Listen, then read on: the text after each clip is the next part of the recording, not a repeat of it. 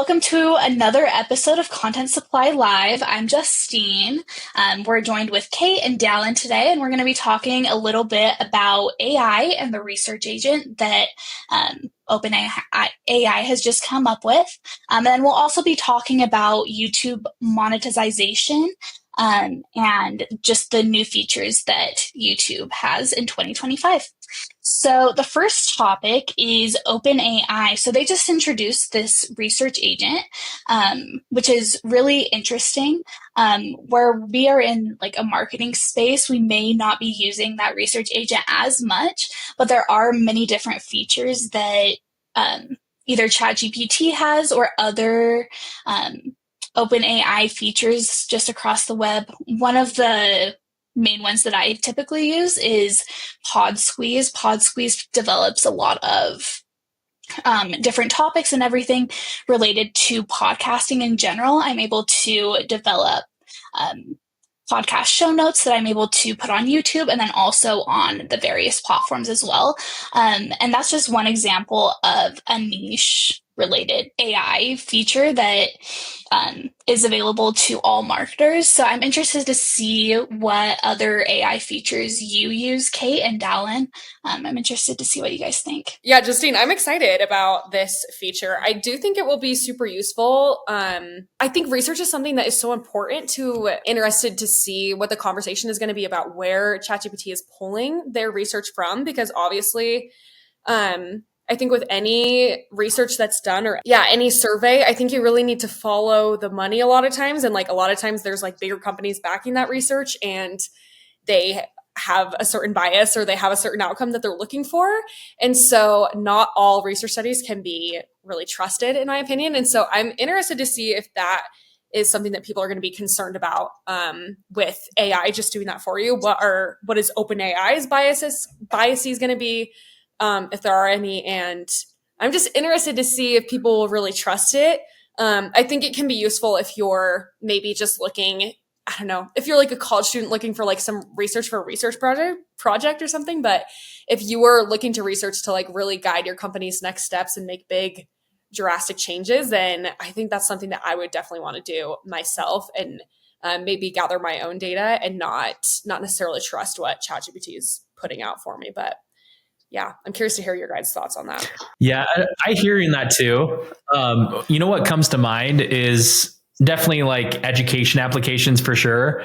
One thing I found, especially when you pay for like the premium version of ChatGPT or other tools, is they reference their sources where it's pulling directly from websites, whether credible, ideally credible, or maybe not, but kind of like with anything on the internet, like, or in other sources, even history books can have a biased approach on whoever told or documented stories or perspectives from history or current trending news, right? Like those in power kind of control the narrative of history at times. And so on many levels, be that business related or otherwise, the sources by which the information is pulled from, even if credible, could be an opinion-driven piece of news or content and not necessarily a truth-driven one. And so, I think that's something like that's always important to navigate. But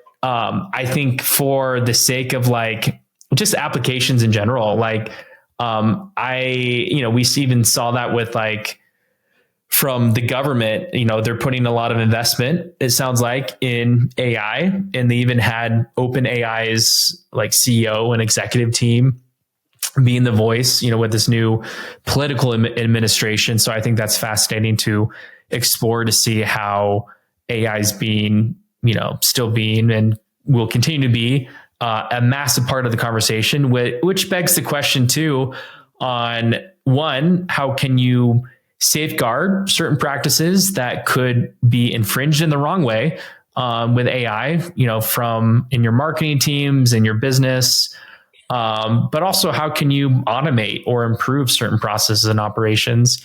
I think for ourselves, like, and I'm already seeing it with like a lot of companies out there, is they apply ChatGPT in their API to like niche specific purposes. whether it's like video script writing or adapting your unique frameworks and processes to a very specific learning model, meaning like let's say you have a brand messaging framework to develop like how you talk about what you do and why, and you feed AI just that information alone. So it's only pulling from your like blog articles or your resources, your research that's specific to just what you've done. And it can curate just the information versus all the information on the internet and deliver that in a very specific way to someone searching. And so I think there's very niche specific applications. And for content supply, I'm excited for what we can do with our own frameworks and processes to have people use AI tools to power their content creation. And so I think there's no reason. It's kind of like the invention of like the printing press or of the internet.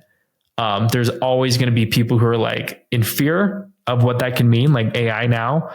But if anything, it's going to be a disruptor in, I think, more good than bad, at least initially, right? There's always bad applications and bad actors, but I'm excited around what this can mean. And hey, like you always got to, keep double checking on your sources, and hopefully it doesn't create lazy learners though. That's for sure. I think you kind of hinted at that, Kate, but yeah. Anything else you guys want to add? Should we move on to the next topic? Yeah, I think that it's really important to use like ChatGPT and other AI tools as a resource and a tool rather than like as word or as truth, I guess. Because I mean, it's AI, it's always going to make mistakes just like humans do in general. But I mean, the internet is always going to make mistakes. So it's important to check your resources and then also just make sure that you're not just like copying and pasting like what is in ChatGPT like into like your research or whatever. Because I know that a lot of universities are really hesitant for students to use ChatGPT and other like AI writing tools because of this, because it's like cheating is so easy to do with these different tools. But I think if you use AI correctly, it can be a great resource. It can be just like Google. I know that sometimes like I'll just like search a question that I don't want to like a really simple question into ChatGPT that I don't want to like search for hours on Google or on Reddit or something to get an answer to. And I think it's been really helpful, especially over the past couple of years. All right. Well, that's all I have to add with that topic. Now let's talk about YouTube's new monetization rules and what creators need to know. So I'm not sure if you guys are aware, but YouTube recently updated its monetization rules. So now it's easier for creators to be monetized on YouTube, which is great because that means that large creators and small creators can both earn money, which is ultimately what content creators want to do. So basically, they've moved it to 500 subscribers in order to be monetized, and then 3,000 watch hours or 3 million short views in 90 days, which seems like a lot when you're a small creator. But after you start posting a lot and like posting the minimum amounts, then I mean, it can be a lot easier than you think it will be with those numbers. So I'm interested to see what your guys' thoughts are on that. How do you think this will impact small and large creators? And then what do you think the best practices are to maximize revenue under these new rules? Yeah, I think this is a very, very necessary move on YouTube's part. I think over the last 5 or so years, YouTube has just become a lot less attractive to a lot of creators because it takes so much more effort to create a lot of times like a long form video than it does a simple TikTok that you can, I don't know, say something funny in 15 seconds or do a dance and it goes viral. And it's also a lot easier to make money on TikTok and Instagram than it is on YouTube generally.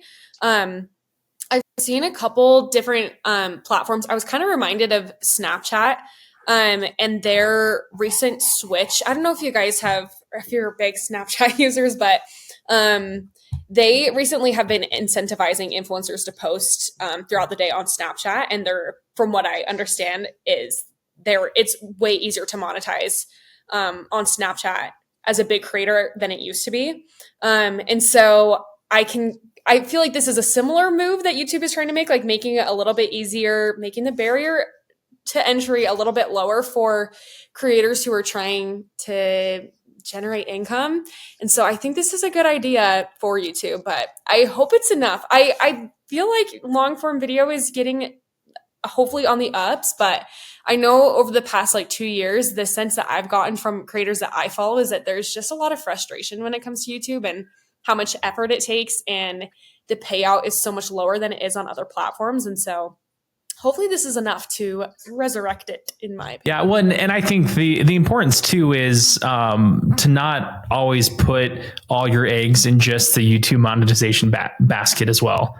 If anything, you hear from some of the biggest creators that they actually don't, like, they may break even, or I don't want to say lose money, but with the money they invest in their video production side of things, right? Their business operations, their source of sales and growth doesn't come from the AdSense and the YouTube monetization, but it comes from the ability to sell other products or the affiliate products they have. And so I think it's also interesting too, as far as the aspirations of like up and comers on YouTube. Like there's always a time and place for something like investing on growing your brand on YouTube, especially for the SEO power for long-term growth. It's funny because I've got an 8-year-old at home, and I was at least when I went to like a first grade assembly, they were highlighting different kids of what they wanted to do when they grew up. And there was a handful of kids who were like, I want to become a YouTuber. And you hear the mix of like more of the typical jobs. I want to be a firefighter or policeman, but to hear YouTuber in the mix is interesting. You know, it's just something I never expected, but it makes sense that you would hear that. But yeah, I think being realistic with what it looks like to build a business just with YouTube alone. I think YouTube is one of the many tools businesses should use. Yeah, I agree. I think it's important to not put all of your eggs in one basket, because I mean, we saw that with TikTok a little bit when it was down for 12 hours. All of like the TikTok creators were like getting really worried because all of their income was on, well, majorly like on one platform on TikTok. And like, it was basically overnight that TikTok was just gone. So all of their content was gone too. So I think that's really important. I think it's interesting too how the way that YouTube works is they reward those like long form videos a little bit more than short form videos, because it's all based on like watch time.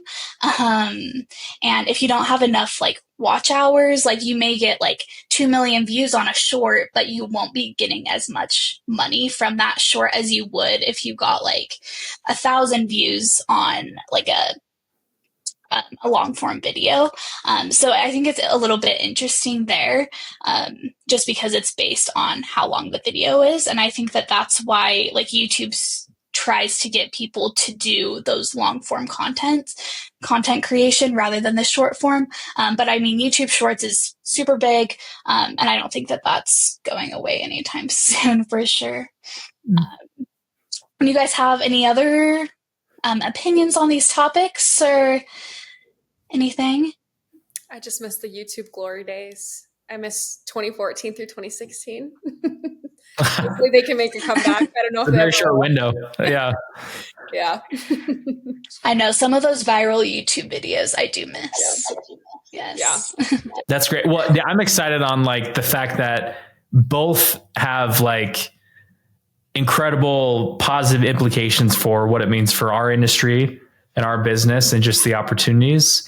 There's always the negative the con side of things, but I see far more pros of the optimism of what OpenAI and what they're doing to really innovate what we do as marketers and content creators.